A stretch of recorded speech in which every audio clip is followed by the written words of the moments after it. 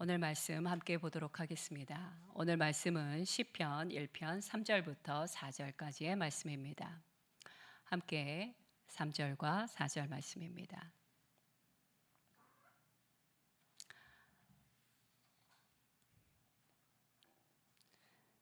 함께 말씀을 봉독하도록 하겠습니다.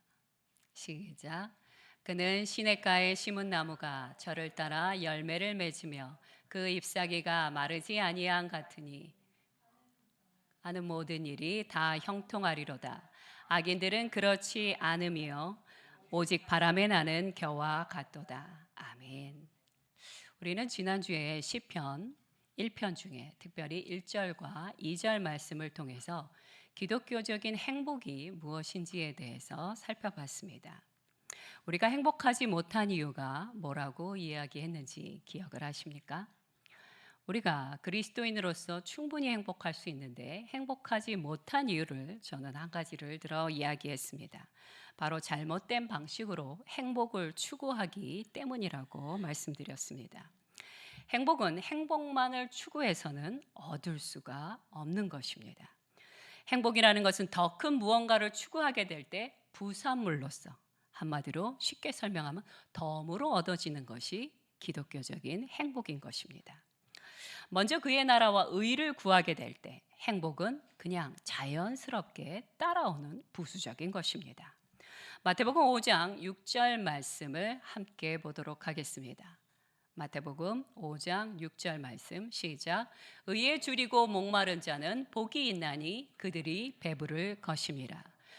의에 줄이고 목이 마를 때, 여호와 하나님의 의에 간절히 목이 마르게 될 때 우리는 행복을 부수적으로 누리게 되고 모든 것을 더하여 하나님께서 허락하여 주신다고 약속하셨습니다. 그러니 행복에 목매지 마시기 바랍니다. 행복에 관한 성경적인 이론부터 먼저 파악하시기 바랍니다.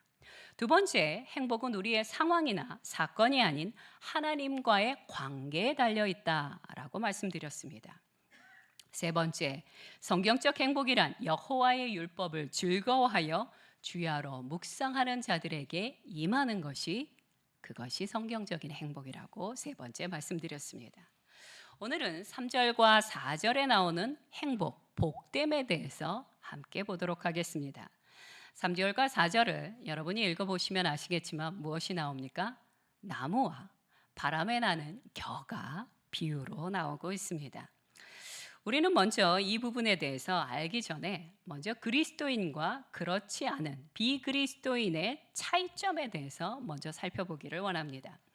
사람들은 종종 누구를 그리스도인이라고 말하냐면 주일마다 교회를 열심히 나가는 분들을 저분은 그리스도인이구나 이렇게 생각할 수 있습니다.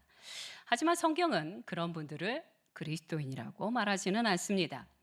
성경은 그리스도인을 뭐라고 이야기하느냐? 거듭난 사람을 그리스도인이라고 말합니다. 요한복음 3장 3절 말씀을 함께 확인해 보도록 하겠습니다. 요한복음 3장 3절 말씀입니다. 시작. 예수께서 대답하여 이르시되 진실로 진실로 내게 이르노니 사람이 거듭나지 아니하면 하나님의 나라를 볼 수 없느니라. 하나님의 나라에 갈 수 있는 그리스도인들은 어떤 사람이냐? 바로 예수 그리스도 안에서 거듭난 사람이 바로 그리스도인이라는 것입니다. 주일날 교회를 가는 사람들이 그리스도인이라고 명하고 있지는 않습니다. 자, 그리스도인이란 또 다른 말로 표현하면 이런 사람들입니다. 다시 태어나 새롭게 변화된 존재라는 뜻입니다. 고린도후서 5장 17절 말씀 함께 보도록 하겠습니다. 고린도후서 5장 17절 말씀입니다.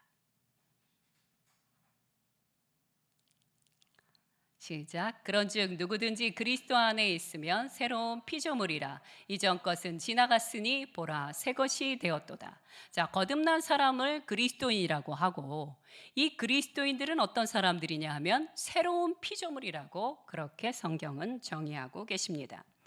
그러니까 거듭났다는 것은 그냥 이전보다 조금 나은 사람이 되었다 이런 의미가 전혀 아니라는 것이에요. 아니, 저 사람이 예수를 믿더니 그 전보다 조금 나아진 것 같아. 이런 것이 그리스도인이란 뜻이 아니에요. 그리스도인이란 뜻은 어떤 뜻이냐? 완전히 새로운 피조물이 됐다. 완전히 새로운 창조물이 되었다라는 것이 바로 그리스도인이라는 뜻입니다. 에베소서 2장, 그리고 이렇게 놀랍게 우리를 완전히 새로운 피조물로 만들어 주신 분이 누구냐? 바로 그 변화를 가능케 해 주신 분이 예수 그리스도라는 것입니다. 에베소서 2장 1절 말씀을 한번 보도록 하겠습니다. 시작. 그는 허물과 죄로 죽었던 너희를 살리셨도다. 아멘. 사망에서 죄로 죽었던 우리를 살리신 분이 누구시냐? 바로 십자가에서 돌아가신 예수 그리스도라는 것입니다. 자, 그럼 오늘 3절과 4절에 나오는 바람에 나는 겨의 특징에 대해서 한번 살펴보도록 하겠습니다. 자, 복 있는 사람은 시냇가에 심기운 나무와 같다고 했고, 악인은 바람에 나는 겨와 같다고 했는데, 먼저 보아야 될 것은 바람에 나는 겨와 같은 사람들의 특징을 살펴보겠습니다. 먼저 이 사람들의 특징은요, 겨는 알곡을 빼내고 남은 껍데기를 말하는 것입니다. 성경의 다른 표현으로 쭉정이라고 표현하고 있습니다. 그들은 가치 있고 존귀한 것이 하나도 없어요. 다 빠져나간 상태예요. 다 빠져나간 상태이기 때문에 가치도 없고 존귀한 것도 없기 때문에 이들이 행복할 수 있을까요? 행복하고는 거리가 먼 사람들입니다. 그래서 이분들은요, 살긴 사는데 다람쥐 쳇바퀴 돌듯이 허무하고 헛되게 인생을 살아가게 되는 것입니다. 불행감을 느끼는 것입니다. 하나님은 우리 인간을 이렇게 창조하지 않으셨어요. 그럼 하나님은 우리를 어떻게 창조하셨습니까? 하나님의 거룩한 형상을 따라 우리를 만드신 것입니다. 그런데 이 거룩한 형상을 우리가 어쩌다 잊어버렸습니까? 죄를 범함으로 말미암아 우리는 이 거룩한 하나님의 형상을 잃어버리게 된 것입니다. 그래서 바로 예수 그리스도께서 잃어버린 이 하나님의 형상, 인간 안에 잃어버린 이 존귀하고 가치 있는 것을 다시 찾게 해주시기 위해서 주께서 이 땅에 오셨다는 것입니다. 누가복음 19장 10절 말씀을 함께 보도록 하겠습니다. 누가복음 19장 10절 말씀 제가 읽어드리겠습니다. 인자가 온 것은 잃어버린 자를 찾아 구원하려 함이니. 예수 그리스도께서 이 땅에 오신 이유가 여기에 나타납니다. 이미 잃어버린 하나님의 형상을 회복시키고 새롭게 창조하기 위해서 예수 그리스도께서 이 땅에 오셨다라고 말씀하십니다. 그러므로 우리는 예수 그리스도를 믿을 때 우리는 겨와 같은 정말 가치 없고 존귀함이 없었던 그 상태에서, 짐승의 상태에서 어떻게 해요? 하나님이 원래 만드셨던 가치 있고 존귀한 인간의 모습으로 새롭게 피조되는 것입니다. 두 번째, 겨의 두 번째 특징은 무엇이냐? 삶의 정해진 특징, 형태가 없다는 것이에요. 여러분, 바람에 날리는 겨를 본 적이 있으십니까? 그냥 이렇게 무더기로 겨가 이렇게 가만히 있다가 바람이 조금만 불어도요, 이렇게 움직이고 저렇게 움직이고 그 형태가 분명하지 않습니다. 이것이 바로 겨와 같은 사람들의 특징이에요. 죄 가운데 있는 이들은 그 안에 진리의 생명이 없기 때문에, 진리와 생명이 없기 때문에 규칙이 있긴 있습니다. 하지만 규칙이 있지만 자신의 유익에 따라 언제나 뒤바뀔 수 있는 것이 겨와 같은 사람의 특징입니다. 그들은 쉽게 바뀌고 변덕을 부린다는 것이 특징입니다. 그들을 다스리는 원리도 없고 기준도 없기에 예측할 수도 없고 규정할 수도 없고, 그리고 그 형태를 어떻게 정할 수가 없는 것입니다. 그러나 경건한 사람은요, 나무와 같이 그 형태가 아주 분명합니다. 나무의 형태는 균형 감각과 일관성이 있다는 것이 그 특징입니다. 이처럼 기독교는 교리와 실천을 따라 행하는 조화로움과 아름다움이 있는 것이 바로 기독교라는 것입니다. 세 번째, 겨의 특징은요, 뿌리가 없습니다. 뿌리가 있는 나무는 세찬 바람에 혹여 흔들릴 수는 있지만 흩어지지는 않습니다. 하지만 겨는 어떻습니까? 겨는 뿌리가 없기 때문에 구체성이 없이 피상적인 것만 이야기합니다. 그들은 상황과 사건이라는 변화가 생길 때마다 흐트러지고 가볍게 움직인다는 것이 겨와 같은 사람들의 특징입니다. 그래서 겨와 같은 인생은 언제나 바쁘게 움직여도 불안하고 초조합니다. 그러나 뿌리가 견고한 나무는요, 확연히 다릅니다. 말씀을 보도록 할까요? 골로새서 2장 6절에서 7절 말씀을 함께 보도록 하겠습니다. 시작. 그러므로 너희가 그리스도 예수를 주로 받았으니 그 안에서 행하되 그 안에 뿌리를 박으며 세움을 받아 교훈을 받은 대로 믿음에 굳게 서서 감사함을 넘치게 하라. 아멘.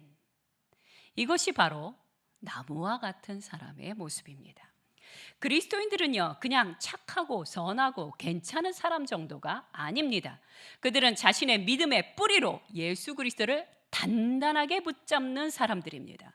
그들은 성령으로 잉태하신 예수 그리스도를 믿으며 갈보리 십자가에서 인류의 죄를 위해 죽으신 주님의 보혈을 강력하게 의지하는 자들이 바로 그리스도인들입니다.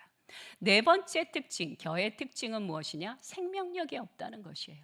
그래서 겨는요, 아무리 좋은 땅에 떨어져 있어도 10년, 50년, 100년을 떨어져 있어도 열매가 없습니다.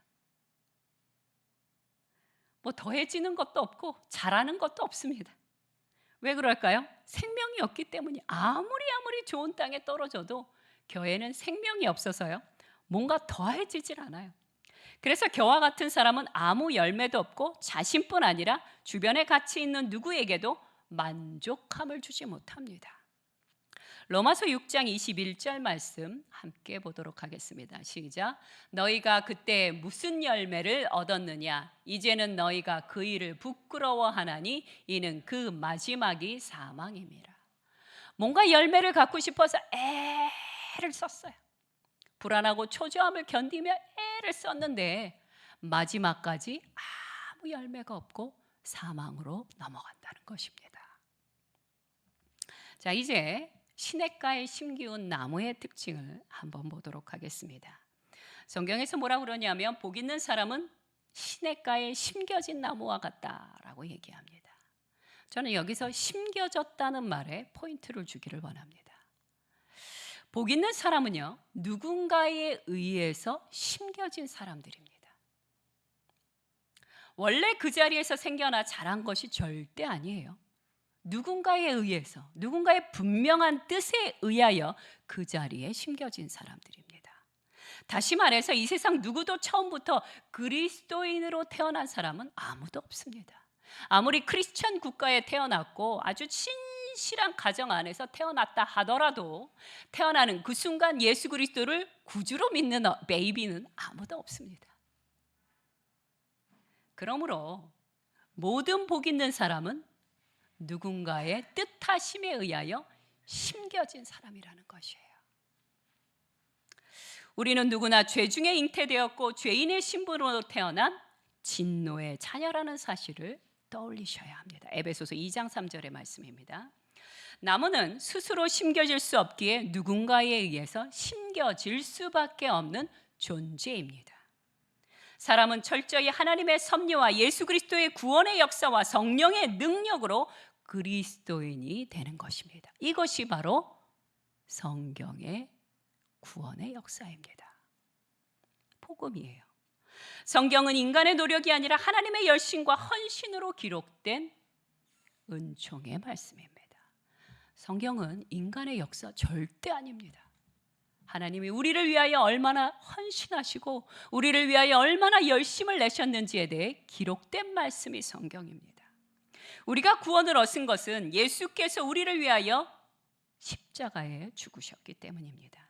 이사야서 53장 6절 말씀을 함께 보도록 하겠습니다. 제가 읽어드리겠습니다. 우리는 다 양 같아서 그릇 행하여 각기 제 길로 갔거늘 여호와께서는 우리 모두의 죄악을 그에게 담당시키셨도다. 하나님께서 그의 아들 되신 예수 그리스도를 우리 가운데 보내주셔서 우리의 모든 인류의 죄를 담당해 주셨기에 우리가 생명 있는 나무와 같은 사람이 된 것입니다. 두 번째, 나무가 어디에 심겨졌는지도 아주 중요한 요소입니다. 하나님은 우리를요, 마르지 않는 시냇가에 심겨주셨습니다. 여기서 마르지 않는 시냇는 누구를 말하는 것일까요? 예수 그리스도를 말씀하시는 것입니다. 그 물가는 바로 예수 그리스도십니다. 그리스도인이 된다는 것은 이전보다 조금 더 나은 사람이 되는 게 아니라고 말씀드렸습니다. 그리스도인이 된다는 것은 생명 대신 구원자 대신 예수 그리스도의 접붙임 바 되는 것이 바로 그리스도인이 되는 것이에요. 우리는 모두 아담 안에서 태어났기 때문에 내버려 두면 예수 그리스도와 상관없이 살면 어떤 상태가 되냐? 겨와 같은 삶을 그냥 당연히 살게 돼 있습니다. 그냥 어떤 노력하지 않아도 그냥 겨와 같은 삶을 살아요. 그러나 예수 그리스도 안에서 생명의 접붙임을 입히게 될 때 우리는 새 생명 가운데 살게 되는 것이에요. 고린도전서 15장 22절 말씀을 함께 보도록 하겠습니다. 시작. 아담 안에서 모든 사람이 죽은 것 같이 그리스도 안에서 모든 사람이 삶을 얻으리라. 너희가 그때 무슨 열매를 얻었느냐? 네, 이 말씀이 갑자기 왜 붙어 나왔나 모르겠습니다. 자, 아담 안에서 모든 사람이 죽은 것 같이 그리스도 안에서 모든 사람이 삶을 얻었다 말씀하십니다. 그럼 무엇이 우리로 복된 그리스도인으로 살게 할까요? 제가 이미 말씀드렸습니다. 예수 그리스도와 접붙임이 될 때, 다른 말로 표현하겠습니다. 우리가 예수 그리스도의 생명 안에 살게 될 때 우리는 행복한 그리스도인으로 살아가게 되는 것이에요. 그보다 못한 것은 그 무엇도 우리를 복되게 만들 수가 없습니다. 예수 그리스도보다 살짝 못한 거 우리를 복되게 만들지 못합니다. 그러니 오직 예수 그리스도만이 우리를 복되게 만드시는 유일한 분이십니다. 우리는 완전한 인간이셨던 그리스도 안에서 이 새로운 인간성을 받게 됩니다. 이것이 바로 거듭나는 것입니다. 새로운 원리, 새로운 성향이 우리 안에 역사되고 이전 것은 사라지게 됩니다. 아멘. 예수 그리스도 안에 있지 않다면 아무리 선하고 아무리 훌륭한 일을 많이 하셨고 도덕적으로 아무리 높은 경지에 올랐다 해도 그리스도인 아닙니다. 오직 예수 그리스도 안에 있는 자만이 그리스도인이라고 말할 수 있는 것입니다. 다른 이름은 우리에게 주신 적이 없습니다. 세 번째, 시냇가에 심겨진 나무와 같은 사람들은요, 철을 따라 열매를 맺습니다. 너무 감사하지 않습니까? 그냥 그 자리에 예수 그리스도와 접붙임 바 되어 예수 그리스도 안에 머물러 살기만 해도 철을 따라 열매를 맺는다고 말씀하십니다. 나무의 기능이 무엇입니까? 열매를 맺는 것이에요. 바람에 날리는 겨와 같았던 이들이 구원받음으로 파괴되었던 하나님의 형상이 회복되었기에 그들은 합당한 순종의 삶을 살아가게 됩니다. 이들은 하나님과 교제하고 주의 영광을 위해 살아가기에 자연스럽게 철을 따라 열매를 풍성하게 맺히게 됩니다.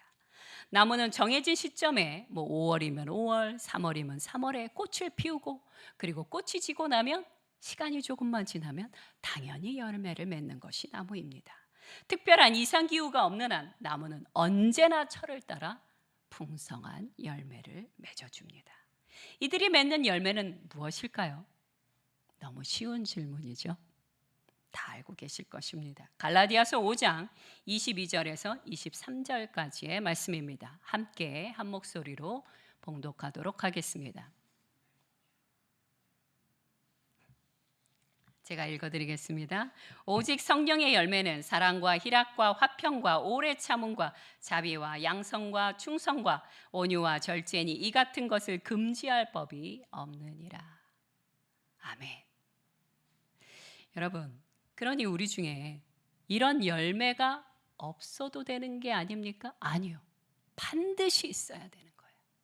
어떤 분들이요, 나는 그리스도인입니다 라고 이렇게 자기 자신을 소개하면서 너무너무 이기적이고 자기중심적이고 분노를 막 표출하고 그리고 험한 말을 하며 상대방을 막 해하는 행동을 합니다. 그러면서 자신이 그리스도인이라고 소개합니다. 여러분, 내가 나를 그리스도인으로 소개했다고 해서 그것이 그리스도인이란 증거는 하나도 아닙니다. 이런 성령의 열매, 9가지 성령의 열매가 나타나야만 그 사람을 그리스도인의 증거가 나타나는 사람이라고 말할 수 있는 것입니다. 그리스도인은요, 철을 따라 열매가 맺혀질 뿐만 아니라 그 잎사귀가 마르지 않아요. 아무리 가뭄이 와도 절대로 그 잎사귀는 마르지 않습니다. 우리가 누리는 행복도 상황과 사건에 따라 변덕을 부리지 않는다는 뜻입니다. 혹시 우리 중에 어떤 나쁜 일이 있을 것 같으면 그것을 막 회피하는 분이 계십니까? 혹은 나쁜 소식은 듣고 싶지 않아서 두려워서 피하는 분이 계십니까? 그렇다면 제가 좋은 말씀을 한 말씀 소개해 드리겠습니다. 시편 112편 7절에서 8절 말씀입니다. 시작. 그는 흉한 소문을 두려워하지 아니하며 여호와를 의뢰하고 그의 마음을 굳게 정하였도다. 그의 마음이 견고하여 두려워하지 아니할 것이라. 그의 대적들이 받는 보응을 마침내 보리로다. 아멘. 시냇가의 심기운 나무와 같은 사람들은요, 내 주변에서 일어나는 사건과 사고에 대하여 전혀 두려워하지 않습니다. 그래서 그들은 그것에 대하여 담대하게 대면하며 그 문제를 하나님의 말씀 안에서 풀어가게 되는 것입니다. 아멘. 아무리 끔찍한 가뭄이 닥친다 해도 이 나무의 잎사귀는요, 전혀 마를 리가 없습니다. 왜일까요? 예수 그리스도 안에 그 뿌리가 견고하게 내려졌기 때문이에요. 견고하게 뻗어간 믿음의 뿌리가 예수 그리스도를 굳건하게 붙잡고 있기에 그 잎사귀는 주님의 나라 들어가는 그때까지 절대로 마르지 않습니다. 시편 1편 오늘의 본문 말씀인 3절과 4절 말씀을 마지막으로 읽고 말씀을 마무리하겠습니다. 시작. 그는 시냇가에 심은 나무가 저를 따라 열매를 맺으며 그 잎사귀가 마르지 아니함 같으니 그가 하는 모든 일이 다 형통하리로다. 악인들은 그렇지 아니하며 오직 바람에 나는 겨와 같도다. 아멘. 함께 기도하겠습니다. 겨와 같은 온갖 특징들을 갖고 있던 우리를 예수 그리스도의 구원의 역사로 말미암아 성령의 능력으로 말미암아 하나님의 뜻 안에서 우리는 거듭났고 새로운 피조물로 변화되었습니다. 이제 마르지 않는 시냇가에 심기운 나무와 같은 복된 삶을 누리시기 바랍니다. 하나님 앞에서 기도로 선포하시기 바랍니다. 주님, 저의 존재가 시냇가에 심겨진 나무라는 것을 기억하게 하여 주시옵소서. 그리고 그 나무와 같이 그 온갖 특징들을 누리고 나누어 주는 복된 삶 살게 하여 주옵소서. 오늘 간절히 기도하시기 바랍니다. 함께 기도하겠습니다.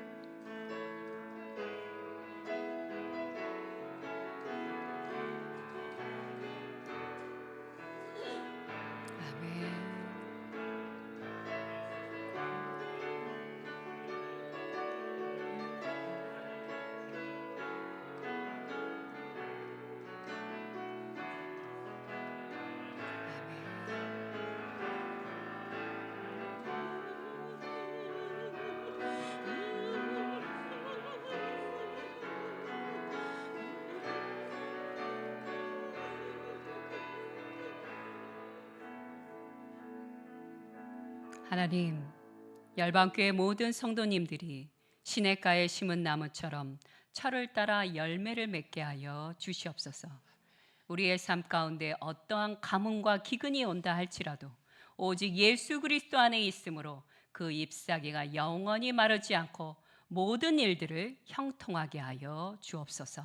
감사드리며 예수 그리스도의 이름으로 기도드렸나이다. 아멘.